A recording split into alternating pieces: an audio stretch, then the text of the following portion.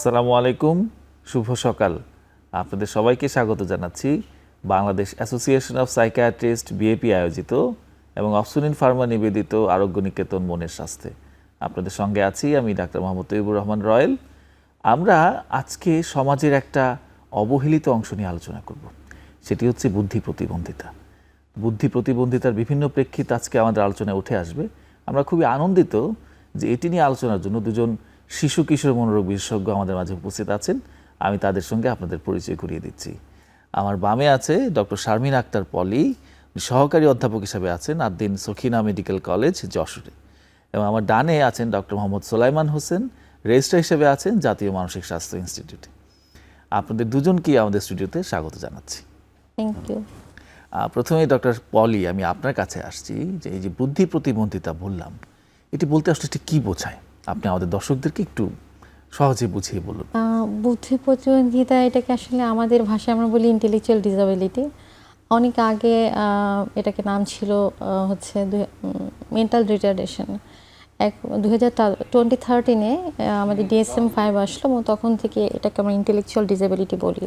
আচ্ছা, এটাকে যদি আমি ডিফাইন করতে চাই, আমাদের যখন ইন্টেলেকচুয়াল ফাংশনিং ডেফিসিট থাকে এবং তার সাথে যদি আমাদের কিছু অ্যাডাপটিভ ফাংশনিং প্রবলেম হয়, তখন এটাকে আমরা কম্বাইনলি বলতে পারি ইন্টেলেকচুয়াল ডিসএবিলিটি। আচ্ছা, একটা হচ্ছে ইন্টেলেকচুয়াল ফাংশনের ডেফিসিট আপনি বলছেন, মানে বুদ্ধিমত্তার ঘাটতি। জি। আরেকটা হচ্ছে অ্যাডাপটিভ ফাংশনিং এর ঘাটতি। অর্থাৎ তাকে এই যে সমাজে বেড়ে ওঠার ক্ষেত্রে যেভাবে অ্যাডাপ্ট করতে হয় বিভিন্ন পরিস্থিতির সঙ্গে, সেই খাপ খাওয়ানোতে তার একটি ঘাটতি থাকছে, এবং এই দুটো মিলেই হচ্ছে বুদ্ধি প্রতিবন্ধিতা। আমি আপনার কাছে, আপনি কি আমাদেরকে আরেকটু জাস্ট ইন্টেলেকচুয়াল ফাংশনিং ডেফিসিট বা এই যে ইন্টেলিজেন্সের ঘাটতি, এই জিনিসটা ঠিক কি বোঝায়, বা খাপ খাওয়ানোর কোন কোন প্রেক্ষিতগুলো আমরা দেখি, যদি একটু সংক্ষেপে আর একটু বলতেন। ওকে, ইন্টেলেকচুয়াল ফাংশনিং ডেফিসিটে যেটা হয়, এখানে তাদের ক্ষেত্রে যেটা দেখা যায়, তারা রিজনিং মানে প্রবলেম সলভিং, জাজমেন্ট, তাদের মেমোরি, আন্ডারস্ট্যান্ডিংয়ে তাদের প্রবলেম হয়। এটা হচ্ছে ইন্টেলেকচুয়াল ডেফিসিট যদি থাকে।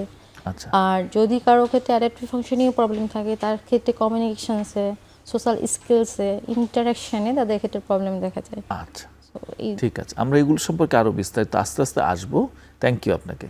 ডক্টর সোলাইমান হোসেন, আপনার কাছে আসছি যে উনি অনেকগুলো বিষয় বলেছেন, ইন্টেলেকচুয়াল ফাংশনিংয়ের ঘাটতি, অ্যাডাপটিভ ফাংশনের ঘাটতি, হ্যাঁ, তাদের যে বিভিন্ন রকম স্কিলসের ঘাটতি থাকছে, তার প্রবলেম সলভিং, রিজনিং, হ্যাঁ, তার কমিউনিকেশন স্কিলসের ঘাটতি থাকছে, কিন্তু লক্ষণটা কিভাবে প্রকাশ পায় আসলে? সাধারণত বুদ্ধি প্রতিবন্ধী একটা শিশুর কোন কোন আচরণ দেখলে তার বাবা মা ধারণা করতে পারে যে হ্যাঁ, তার বুদ্ধি প্রতিবন্ধিতা থাকতে পারে? যে কমন কিছু লক্ষণ যদি আপনি আমাদেরকে বলেন। আসলে ইন্টেলেকচুয়াল ডিসএবিলিটি বা বুদ্ধি প্রতিবন্ধিতা এটা একটা নিউরো ডেভেলপমেন্টাল ডিসঅর্ডার। আচ্ছা, এটা জন্মের শুরু থেকেই বাচ্চাদের এই ধরনের লক্ষণগুলো আসতে থাকে। তার মানে নিউরো ডেভেলপমেন্টাল মস্তিষ্কের বিকাশজনিত একটি সমস্যা। আচ্ছা, জি, ফলে বাচ্চার বৃদ্ধির শুরু থেকেই, জীবনের শুরু থেকেই কিছু কিছু লক্ষণ পরিলক্ষিত হয়।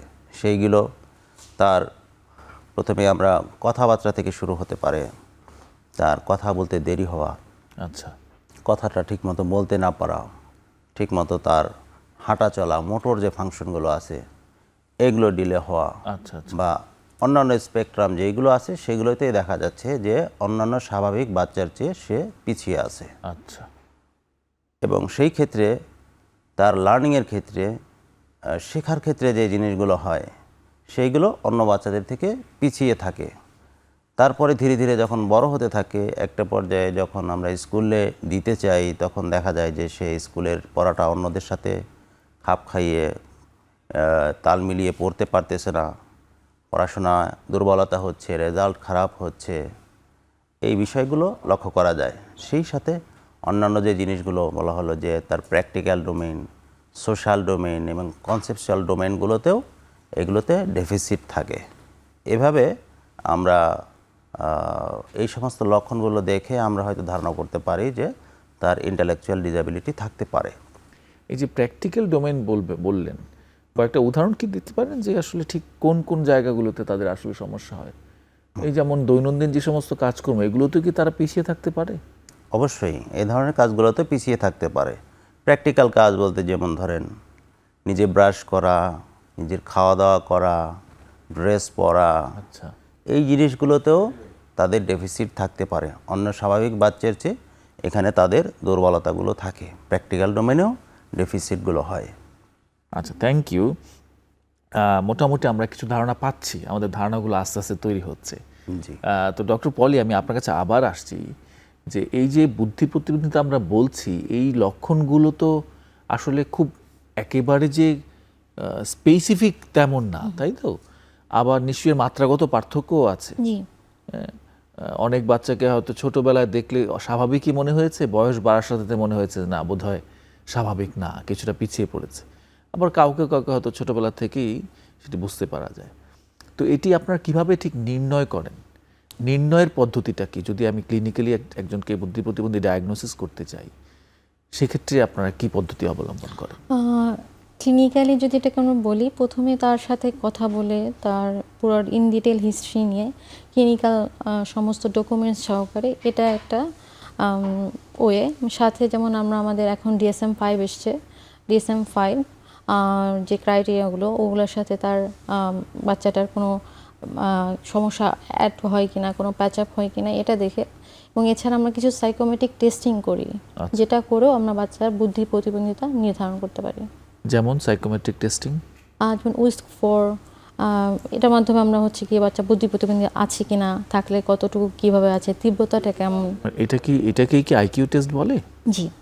আচ্ছা, তাহলে আইকিউ টেস্ট সম্পর্কে যদি একটু আপনি জাস্ট সংক্ষেপে বলেন যে এটা কি নির্ণয় করা হয় আসলে, আইকিউতে কি দেখা হয়? এই পরীক্ষাটা মূলত কতক্ষণ লাগে এই পরীক্ষা করতে? কোনো রকম ব্লাড নেওয়া হয়? মানুষের কিন্তু এই ধরনের কিছু নেতিবাচক ধারণা বা ভুল ধারণা হয়তো অনেকের আছে, অনেকে ঠিক মতো জানে না যে এটা আসলে ঠিক টেস্টিংটা কি জিনিস। আইকিউ টেস্টিং এটা কোনো ইনভেস্টিগেশনস না, কোনো এমন কোনো কিছু দিয়ে মাপা হয় না, মাপদণ্ড দেওয়া হয় না, ওরকম কিছু না। আমরা যেমন হচ্ছে DSM-5 অনুযায়ী আমি যদি বলি, সেটা দিয়ে আমরা কিছু প্রশ্ন করি, সেটার সাথে যদি ক্রাইটেরিয়া মিলে যায়, তখন আমরা যেমন বলি অ্যাজ লাইক দ্যাট। WISC-4 এটা হচ্ছে এটা সাইকোমেট্রিক টেস্টিং একটা টুল, হ্যাঁ, যেটাতে কিছু কোশ্চেন করা হয়, তা বাচ্চাটার সাথে কিছুক্ষণ বসে কিছু খেলা হয়, এবং তারপরে বাচ্চাটার একটা নর্মাল বাচ্চার সাথে, নর্মাল বাচ্চা যেভাবে রিয়্যাক্ট করবে বা নর্মাল বাচ্চার যে ফাংশনিংটা যেভাবে থাকবে, তার সাথে ওই বাচ্চাটার ফাংশনিং কতটুকু মিলিয়ে দেখা, এবং এটা কোনো ডেফিসিট আছে কিনা, যদি কম থাকে কতটুকু কম আছে। আচ্ছা, তো আনুমানিক কত সময় লাগে এটাতে? নিয়ার অ্যাবাউট আওয়ার, 1 ঘন্টার মতো সময় লাগে এই টেস্টটা সম্পন্ন করতে। তো এটার আপনারা ফাইনালি স্কোরটা কিরকম করেন? স্কোরিংটা কিরকম হয়? ওকে, স্কোরিংটা কত স্কোর হলে আপনি নরমাল বলবেন, কত স্কোর হলে আপনি এটাকে স্বাভাবিকের চাইতে কম বলবেন? ওকে, আইকিউ স্কোর এটা সাধারণ একটা মানুষের ক্ষেত্রে যেটা দেখা যায় 90 to 120 ইজ একটা সাধারণ আইকিউ ইন্টেলিজেন্স স্কোর। কারো স্কোরিং যদি দেখা যায় এটা 70 নিচে থাকে, তখন এটাকে আমরা বলি ইন্টেলেকচুয়াল ডিসেবিলিটি। আচ্ছা, আর আছে বাচ্চাটার মধ্যে, কিন্তু স্কোরিংটাকে আমরা 4 ভাগে ভাগ করি: mild, moderate, severe and profound. Mild তাকে বলি যদি কোনো বাচ্চার ইন্টেলিজেন্স 70 to 50 থাকে, তখন এটাকে আমরা বলি মাইল্ড। 70-এর নিচে, 70 থেকে 50-এর মধ্যে, 50 পর্যন্ত, জি, এটা মাইল্ড। আচ্ছা, কারোর মধ্যে যদি তার ইন্টেলিজেন্স স্কোরটা 35 থেকে 49-এর মধ্যে থাকে, তখন এটাকে আমরা বলি মৃদু, মডারেট, মাঝারি ডেফিসিট। কারো যদি ইন্টেলিজেন্সের স্কোরিংটা 20 to 34 পর্যন্ত থাকে, তখন এটাকে আমরা সিভিয়ার বলি। আর কারো যদি আইকিউ স্কোরটা লেস দ্যান 20 হয়, তখন তাকে আমরা বলি যে এটা প্রোফাউন্ড ইন্টেলেকচুয়াল ডিসেবিলিটি। এটা নিয়ে আমরা একটু আলোচনা করি। ডক্টর সোলাইমান হোসেন, আপনার কাছে আসি। এই যে ডক্টর পলি বললেন যে 90 থেকে 120 হচ্ছে স্বাভাবিক, জি, আমরা স্বাভাবিক বুদ্ধিমত্তা হিসেবে ধরে নিচ্ছি। আবার 70-এর নিচে গেলে আমরা বলছি বুদ্ধি প্রতিবন্ধী। তার মধ্যে উনি মাইল্ড বা মৃদু, মাঝারি, তীব্র এবং অতি তীব্র, হ্যাঁ, এইরকম 4 ভাগে ভাগ করেছে। তাহলে এই যে মাঝখানে একটা অংশ পড়ে গেল, যেটা 70 থেকে 90, এই অংশটাকে আপনারা ঠিক কী বলছেন? এই অংশ তো নিশ্চয়ই একটা গ্রুপের মানুষ আছে। তো এই গ্রুপের এই যাদের 70 থেকে 90-এর ভিতরে আইকিউ, তারা কি বুদ্ধি প্রতিবন্ধী? না, এরা বুদ্ধি প্রতিবন্ধী বলা যাচ্ছে না, এদেরকে আমরা একটা বর্ডার লাইনের মধ্যে রাখি। আচ্ছা, অর্থাৎ এরা বুদ্ধি প্রতিবন্ধীও না, আবার একেবারে যে পুরোপুরি স্বাভাবিক যে বুদ্ধি তার মধ্যেও পড়ে না। আচ্ছা, এক্ষেত্রে দেখা যায় যে তাদের প্র্যাকটিক্যাল ডোমেনগুলো খুব ভালো থাকে। ডেফিসিট যেটা হয় সেটা হলো তার পড়াশোনায় একটু পিছিয়ে পড়ে, বা পড়াশোনা কন্টিনিউ কিছুটা করে কিন্তু রেজাল্ট অত ভালো হয় না। এই জন্য আমরা এদেরকে একটা বর্ডারলাইন পর্যায়ে রেখেছি, কিন্তু এদেরকে আবার ইন্টালেকচুয়াল ডিসএবিলিটিও বলা হচ্ছে না, কেননা ডিসএবিলিটি একটা ডায়াগনোসিস হয়ে যায়। ফলে এই ডায়াগনোসিসের সাথে তো আমার বাকি যে বিষয়গুলো, আমার এখানে ফরেনসিক কিছু বিষয় আছে, এই ডিজেবলদের রাইটসের অনেক ব্যাপার আছে, হ্যাঁ, উইল করার ব্যাপার আছে। এই জিনিসগুলো যেহেতু সম্পৃক্ত, তাদের ওই কারণে তাদেরকে ডিসএবিলিটি বলা হচ্ছে না, কিন্তু তাদেরকে দেখা যায় যে তাদের পড়াশোনা বা এই সমস্ত একটু দুর্বলতা থাকে, কিন্তু তারা ইন্টেলেকচুয়াল ডিসেবল না, অন্যান্য স্বাভাবিক মানুষের মতো প্র্যাকটিক্যালি কাজ, কর্ম, খাওয়া দাওয়া, অন্যান্য কাজ সবই করতে পারে। প্রেগনেন্ট মহিলাদের, গর্ভবতী মায়েদের যে তাদের যে স্বাস্থ্য পরিচর্যার বিষয়টি, এটির সঙ্গে সম্পর্ক আছে কিনা, বা আমাদের এখন যেরকম ডেলিভারি হচ্ছে, এখন যদিও হাসপাতালের বাইরে হোম ডেলিভারি খুবই নগণ্য, কিন্তু বছর 2-3 দশক আগেও এটি খুবই কমন ছিল, বেশিরভাগ ডেলিভারি বাসাতেই হতো। বা এখনও আমরা ঠিক কতটা এই মাতৃস্বাস্থ্য পরিচর্যার ক্ষেত্রে কতটুকু অগ্রসর হতে পেরেছি, এবং এটার সঙ্গে এই গড় আইকিউ কমের কোনো সম্পর্ক আছে বলে আপনি মনে করেন কিনা? এক্ষেত্রে যদি বলি, প্রথম কোশ্চেনটা ছিল হচ্ছে কি এটা কি কারণে হচ্ছে। হ্যাঁ, মানে এরকম কোনো এটা কারণ ক্ষেত্রে যদি বলা হয়, সেক্ষেত্রে মাতৃকালীন সময়ে তার কিছু সমস্যা থাকতে পারে, যেমন মা যদি ম্যালনিউট্রিশন থাকে, বা মায়ের ক্ষেত্রে যদি তার শারীরিক অন্য কোনো ফিজিক্যাল হেলথ ইস্যু থাকে, সেক্ষেত্রে হতে পারে। আফটার ডিউরিং বার্থ অ্যাসফিক্সিয়া, বা যে ক্ষেত্রে বাচ্চার মাথায় অক্সিজেনের যদি সমস্যা না থাকে তাহলে প্রবলেম হয় না, কিন্তু এটা যদি বাচ্চার অক্সিজেন সাপ্লাই প্রবলেম হয় তখন এক্ষেত্রে এটা একটা বড় প্রভাব ফেলে। আচ্ছা, এছাড়া অনেকের সময় দেখা যায় বাচ্চা জন্মের পরেও যদি কোনো রকম কোনো জেনেটিক ডিসঅর্ডার থাকে, যেমন down syndrome, fragile x syndrome, এগুলো সব জেনেটিক ডিজিজ, এটা একটা কারণে হতে পারে যদি ফ্যামিলিতে থাকে। আবার অনেক সময় দেখা যায় যে না, জেনেটিক ডিসঅর্ডার নাই, কিন্তু তার ক্ষেত্রে কিছু অন্য কোনো শারীরিক কোনো সমস্যা হচ্ছে, যেমন কোনো মেটাবলিক ডিসঅর্ডারও যদি থাকে, সেক্ষেত্রেও বাচ্চার ইন্টেলেকচুয়াল ডিসেবিলিটি হতে পারে। অ্যান্ড ইভেন কারোর মধ্যে যদি বাচ্চার যদি এপিলেপসি থাকে, সেক্ষেত্রেও হতে পারে। আর এটার সাথে যেটা দেখা গেছে, আমাদের গড় আইকিউর এটা অবশ্যই একটা ভালো রিলেশনশিপ আছে, কারণ একটা বাচ্চা যে যদি কারো, অ্যাজ ফর এক্সাম্পল, কোনো বাচ্চার ডাউন সিনড্রোম আছে এবং এটার জন্য তার ইন্টেলেকচুয়াল ডিসেবিলিটি বা মাইল্ড টু মডারেট লেভেল সে ডেভেলপ করেছে, সো এক্ষেত্রে এদের গড় আইকিউটা লিটল বিট কিছুটা কম থাকে। Thank you. আমাদের আলোচনা মনে হয় একটা জমে উঠেছে। আমরা একটা বিরতি নিয়ে বিরতির পরে ফিরছি।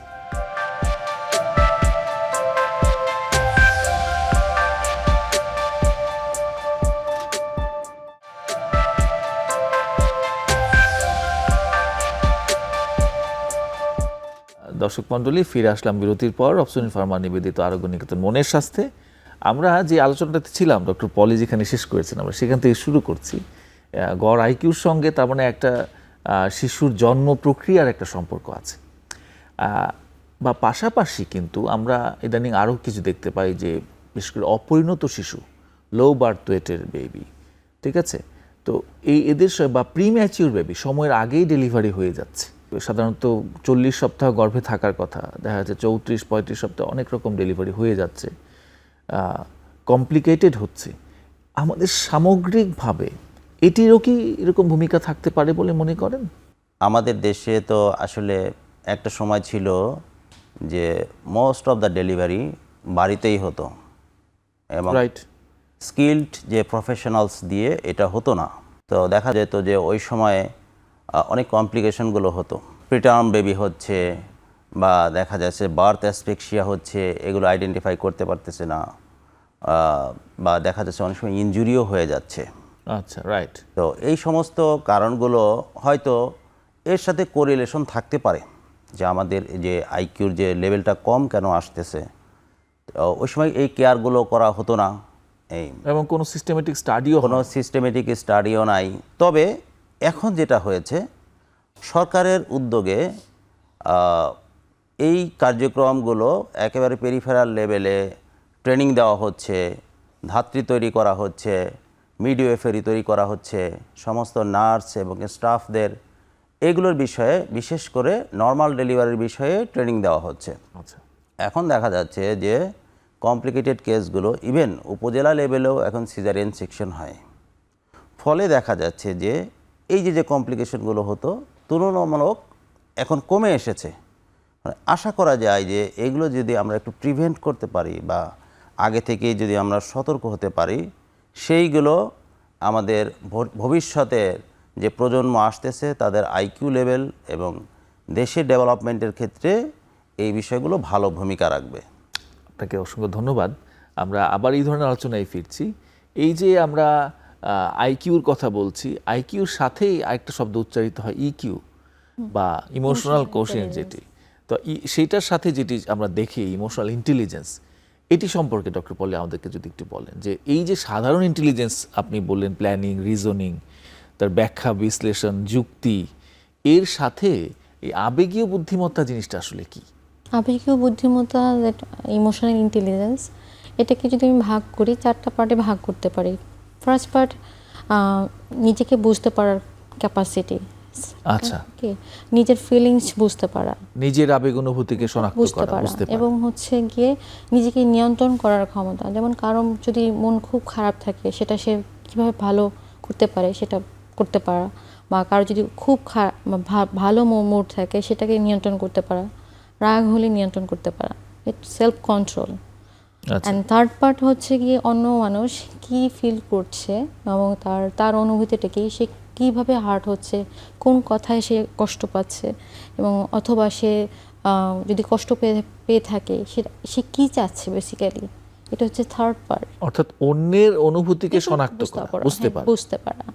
অ্যান্ড ফোর্থ পার্ট হচ্ছে গিয়ে তার অনুভূতি বুঝতে পারা এবং তার সাথে কোঅপারেট করা, এবং কিভাবে তাদের ইন্টারেকশনটা ভালো হয় সেটা সে বুঝতে পারা। এই টোটাল 4টা পার্ট আমরা ভাগ করতে পারি। তার মানে আমরা যদি এটাকে সামারাইজ করি, যে নিজের আবেগ অনুভূতিকে বুঝতে শেখা এবং অন্যের আবেগ অনুভূতিকে বুঝে সেই অনুযায়ী যে কাজ করে, সেটা সামগ্রিকভাবে আমরা বলছি আবেগীয় বুদ্ধিমত্তা। তার মানে যাদের আবেগীয় বুদ্ধিমত্তা বেশি, তারা সমাজে শান্তি শৃঙ্খলা বজায় রেখে কাজ করতে পারবে, সংসারে শান্তি থাকবে। আর যারা আবেগীয় বুদ্ধিমত্তা কম, সে হয়তো তার আচরণে অন্য বিরক্ত হচ্ছে বা অন্যকে খুশি না রাগ, এগুলো হয়তো ঠিক মতো বুঝতে পারবে না। এবং আবেগীয় বুদ্ধিমত্তাটা বেশি তাদের ক্ষেত্রে দেখা যায় তাদের সোশ্যাল ইন্টারাকশন ভালো থাকে, কমিউনিকেশন স্কিলসটা ভালো থাকে, সোশ্যাল স্কিলস ভালো থাকে। সো এই ক্ষেত্রে যার ইকিউ বা আবেগীয় বুদ্ধিমত্তা যত বেশি, তার সে দেখা যায় সে ততটা সফল বা ততটা সুন্দরভাবে মানুষের সাথে কমিউনিকেট করতে। চমৎকার, খুব ভালো করে বুঝিয়েছেন। আমরা এগুলো সম্পর্কে আরেকটু আসব। তো আমরা আরেকটু কথাই ছিলাম যে নানা রকম বুদ্ধিমত্তার শ্রেণী বিভাগের মধ্যেও ছিলাম।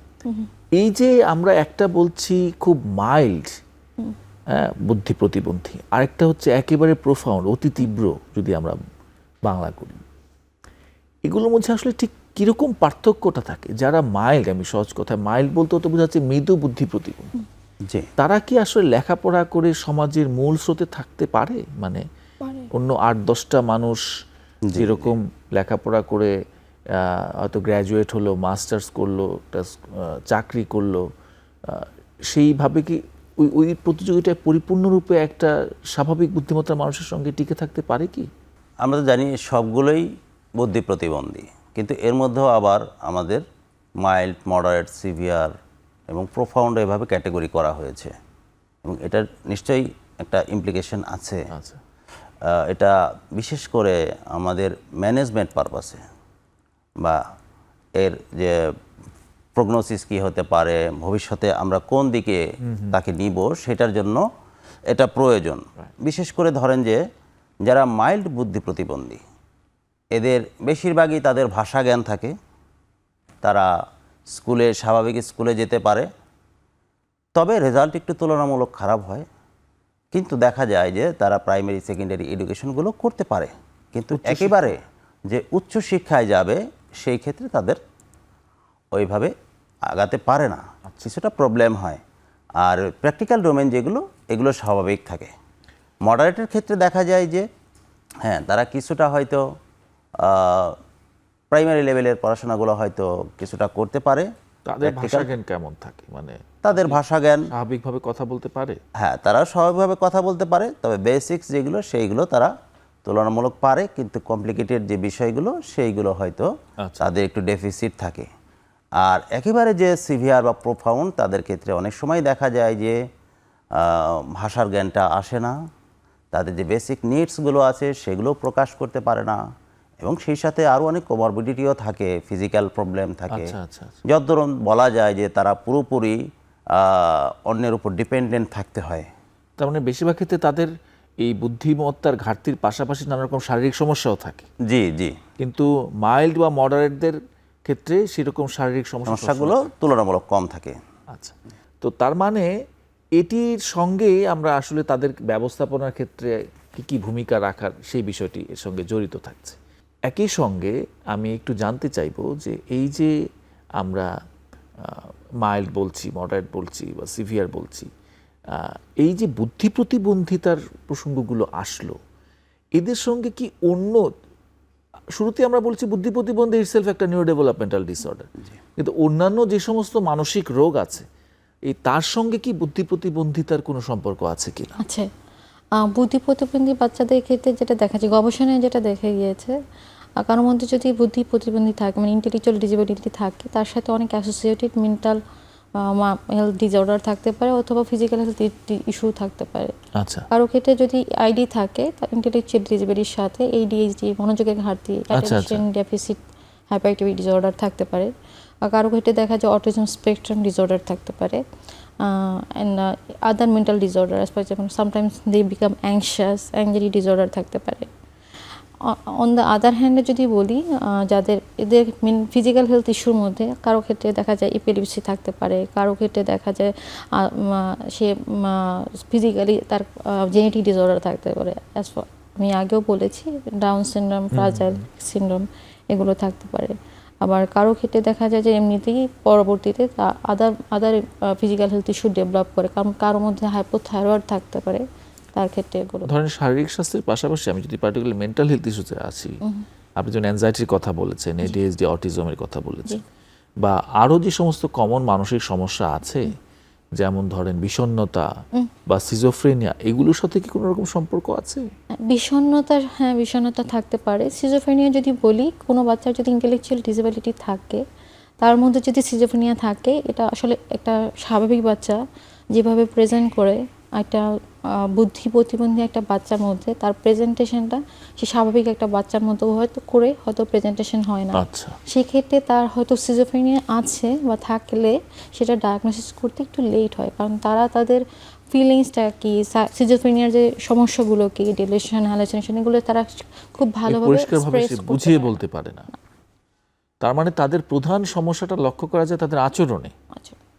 আচ্ছা, থ্যাংক ইউ ডক্টর সুলাইমান। কিছু কিছু মানসিক সমস্যার কথা এসছে, আমি আরেকটু যদি পার্টিকুলারলি জানতে চাই মাদকাসক্তির সঙ্গে এই বুদ্ধি প্রতিবন্ধিতার কোনো সম্পর্ক আছে কিনা? বুদ্ধি প্রতিবন্ধিতার সাথে মাদকাসক্তের সম্পর্ক আছে এই কারণে যে এরা দেখা যায় যে এদের যে কগনিটিভ লেভেলটা এটা স্বাভাবিক হয় না, ফলে দেখা যায় যে এরা অনেক কিছু এক্সপ্রেস করতে পারে না, এবং অন্যান্য মানুষের মতো তাদের হয়তো শারীরিক গঠন হয় কিন্তু বুদ্ধিগত গঠনগুলো হয় না। এরা যখন অ্যাডোলেসেন্ট টাইমে যায় তারা কিছু ক্রাইসিস ফেস করে, এবং যখন অ্যাডাল্টহুডে যায় তারাও কিছু ক্রাইসিস ফেস করে, যেগুলো তারা এক্সপ্রেস করতে পারে না। তাদের কিছু নিড আছে যেগুলো অন্যান্য মানুষের মতোই নিড, কিন্তু তারা দেখা যাচ্ছে যে ওইটা ফুলফিল করার মতো সিচুয়েশন তৈরি হয় না। ঠিক তেমনি দেখা যায় যে এই ধরনের ট্রানজিশনাল পিরিয়ডে তারা মাদকাসক্তের সাথে সম্পৃক্ত হতে পারে। আর আপনি এর আগে যেটা বললেন যে ডিপ্রেশন, এদের মধ্যে অনেক বেশি ডিপ্রেশন হওয়ার পসিবিলিটি থাকে, কেননা একটা পর্যায়ে গিয়ে যখন সে কম্পেয়ার করতে শিখবে যে না তার সাথে ইনজাস্টিস করা হচ্ছে বা তার একটা ডিসএবিলিটি আছে, সোশ্যাল স্টিগমার কারণে পিছিয়ে আছে, মানুষের বুলিংয়ের শিকার হয় বা স্টিগমার কারণে তাদেরকে আমরা আরও বেশি পিছিয়ে রাখি। ফলে এই সমস্ত কারণে একটা সময় তার মধ্যে হতাশা আসতে পারে। তখন দেখা যায় যে সে মাদকাসক্ত সহ অন্যান্য অপরাধের সাথে অনেক সময় জড়িয়ে যায়। এটা আর কিছু জিনিস আছে যে তাদের যেহেতু কগনিটিভ লেভেলটা অত ভালো থাকে না, ফলে এগুলোর কনসিকুয়েন্স কি হবে এই বিষয়গুলো তারা বুঝতে পারে না। যদ্দরুন দেখা যায় যে এই ধরনের বিষয়গুলোতে তারা জড়িয়ে যায়। তার মানে এই যে বুদ্ধি প্রতিবন্ধী শিশু নানা রকম ঘাটতি হচ্ছে, আমরা বিভিন্ন রকম মেডিকেল সার্টিফিকেটের, পার্টিকুলারলি প্রতিবন্ধী সার্টিফিকেটের অভিজ্ঞতা, যারা ডাক্তার মাত্রই অভিজ্ঞতা আছে, যারা উপজেলা স্বাস্থ্য কমপ্লেক্স বা এরকম কাজ করেছেন, তাদেরটি আরও বেশি করে আছে যে অনেকেই তাদের বাচ্চার বুদ্ধি প্রতিবন্ধী সার্টিফিকেট নিতে আসেন। আমাদের আরেকটা অভিজ্ঞতা হয়েছে, আমরা ফরেন্সিক সাইকিয়াট্রিতে কাজ করতে গিয়ে দেখতে পাচ্ছি বিভিন্ন রকম কোর্টের অর্ডার আসে যেখানে একটি শিশু বুদ্ধি প্রতিবন্ধী কিনা সেটি জানতে চাওয়া হয়। তো যখন এর কারণ জানতে চাওয়া হলে বেশিরভাগ ক্ষেত্রে যে উত্তরটি আসে সেটা হচ্ছে সম্পত্তি রক্ষণাবেক্ষণজনিত একটি ব্যাপার। এটি কি আমাদেরকে একটু বলবেন কিনা যে একটি বুদ্ধি প্রতিবন্ধী শিশু তার সম্পত্তির উত্তরাধিকার হওয়া বা সেটি রক্ষণাবেক্ষণ করা বা সম্পত্তি হস্তান্তরে কি ধরনের সীমাবদ্ধতা থাকে এবং সেই ক্ষেত্রে আসলে করণীয়টাই বা কী, বা বাংলাদেশে বর্তমানে প্রচলিত পদ্ধতিটাই বা কী? আসলে এর আগেও আমি বলেছি যে যারা বুদ্ধি প্রতিবন্ধী তার লাইফের সামগ্রিক বিষয়গুলো বোঝার এবং এটা পরিচালনা করার সক্ষমতা সবসময় থাকে না। ফলে যে সমস্ত লিগ্যাল ইস্যু থাকে এই ক্ষেত্রে বুদ্ধি প্রতিবন্ধীদের জন্য অনেক সময় লিগ্যাল গার্ডিয়ান প্রয়োজন হয়। আচ্ছা, তিনি যদি তার নিজের কার্যক্রম পরিচালনা করতে না পারেন, বিশেষ করে তার সম্পত্তি ক্রয় হস্তান্তর এই বিষয়গুলো যখন আসবে, তখন তার লিগ্যাল গার্ডিয়ান তার বাবা মা ভাই যারা আছে নিকটাত্মীয় এরা করতে পারে। এরা যদি না থাকে তখন দেখা যায় যে কোর্ট হয়তো ডিসিশন নিতে পারে তাদের একটা গার্ডিয়ান তৈরি করে দেওয়া। আর একান্ত যদি কেউ না থাকে তাহলে সরকার তার গার্ডিয়ান হিসেবে এই বিষয়গুলো পরিচালনা করতে পারে। এই জন্য আমাদের মেন্টাল হেলথ অ্যাক্ট রয়েছে, সেখানেও এই বিষয়গুলো আলোচনা করা হয়েছে যে বুদ্ধি প্রতিবন্ধীদের যে এই যে অধিকারগুলো এইগুলো কিভাবে সংরক্ষিত হবে।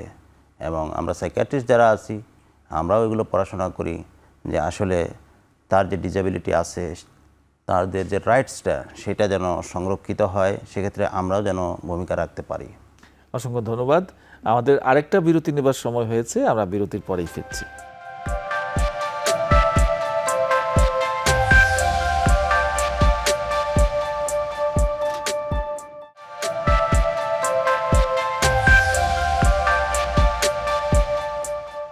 শুধু দর্শক, ফিরে আসলাম বিরতির পর।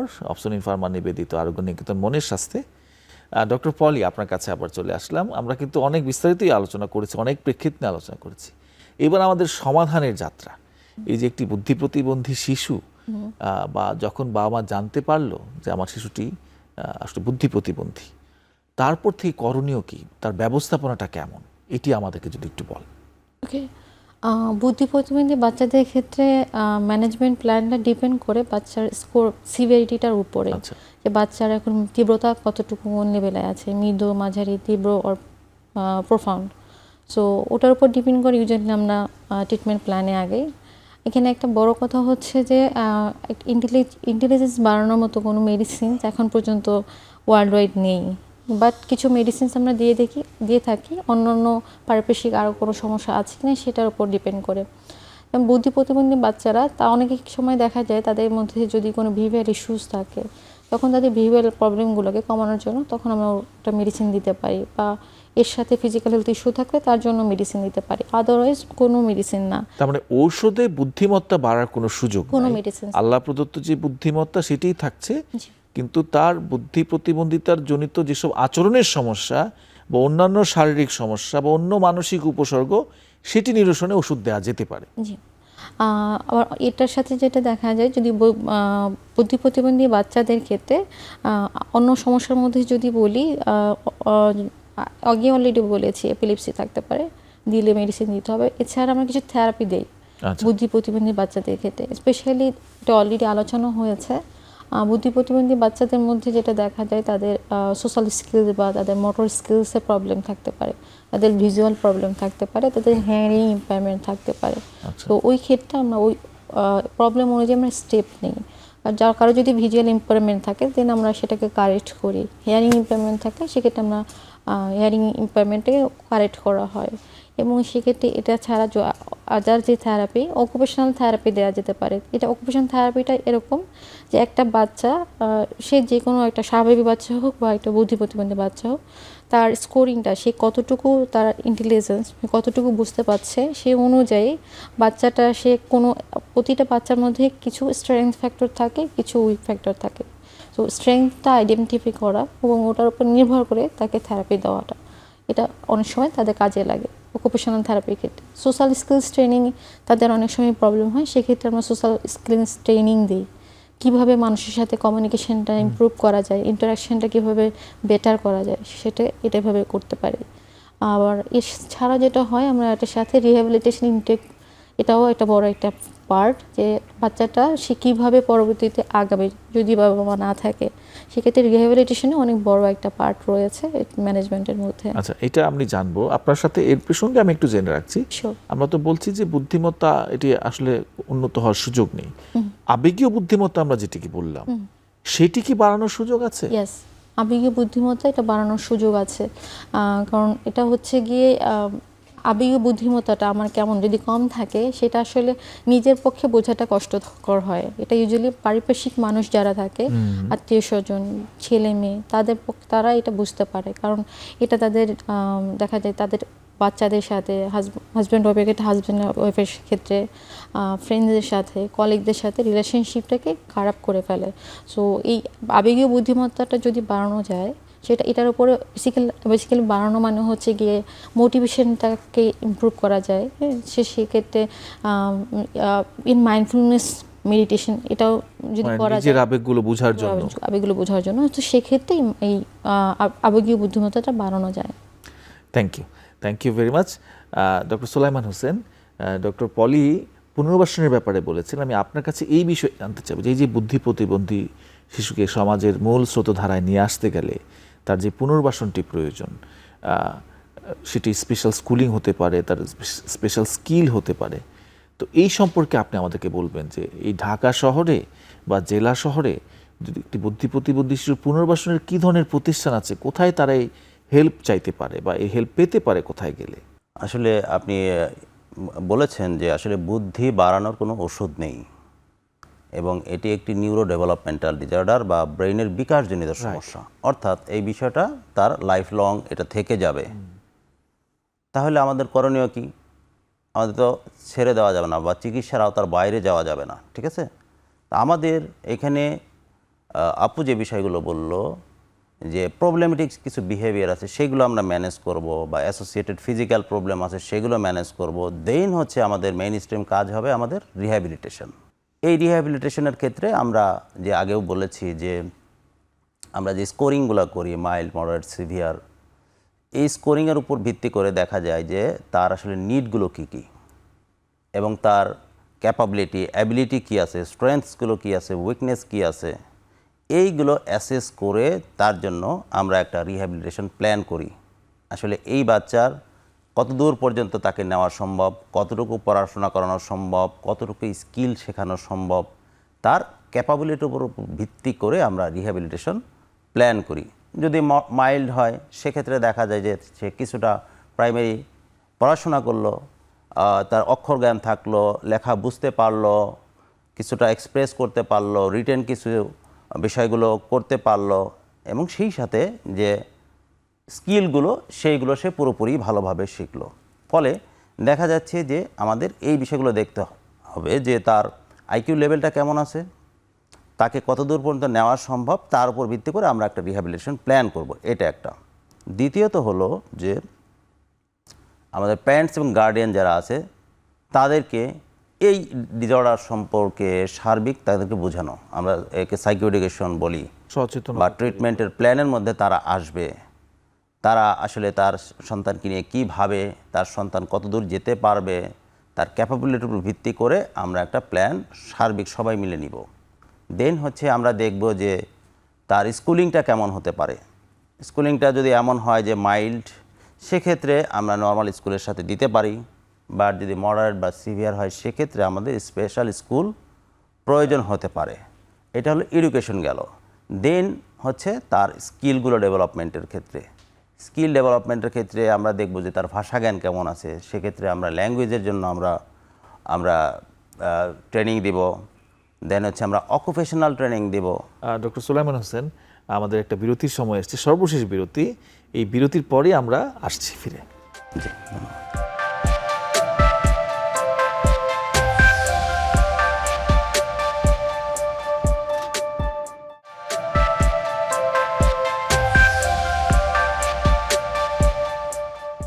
দর্শক, ফিরে আসলাম বিরতির পর। অফসুইন ফার্মা নিবেদিত আরোগ্য নিকেতন মনের স্বাস্থ্যে ডক্টর সুলাইমান, আপনার সাথে যে বিষয়টাতে ছিলাম যে তারপর তার স্কোর অনুযায়ী আমরা তাদের পুনর্বাসনের ব্যবস্থাগুলো করব, আপনি সেখান থেকে শুরু করুন। আমরা বলতেছিলাম যে তার ল্যাঙ্গুয়েজটা আমাদের ডেভেলপমেন্ট করতে হবে, তার অকুপেশনাল ট্রেনিং প্রয়োজন হবে।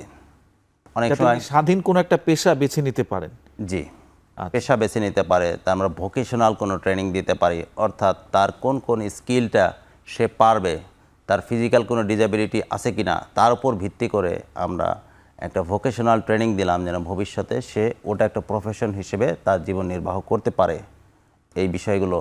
দেন হচ্ছে সে অ্যাডোলেসেন্ট পিরিয়ডে যাবে, সেটাকে কিভাবে কোপ করবে, অ্যাডাল্টহুডে যাবে, এটা একটা ইস্যু। আরেকটা বিষয় আছে তাদের হচ্ছে মানে ফ্যামিলি লাইফ এবং সেক্সুয়াল লাইফ, এই বিষয়গুলো আসে।